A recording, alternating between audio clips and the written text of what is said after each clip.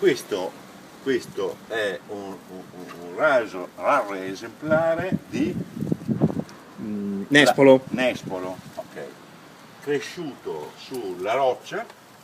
Noi ora, con un'operazione di alta chirurgia, andremo ad estrarlo per riportarlo in condizioni naturali. Abbiamo il fusto principale, che lasceremo dopo nell'operazione. Aia, aia.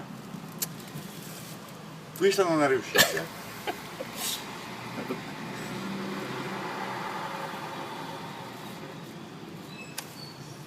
Però questa sì.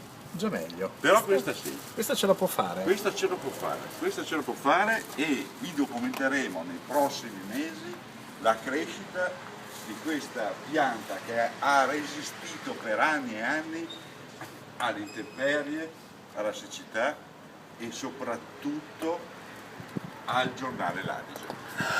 E tra qualche anno i primi nespoloti. I primi nespoloti. Grazie.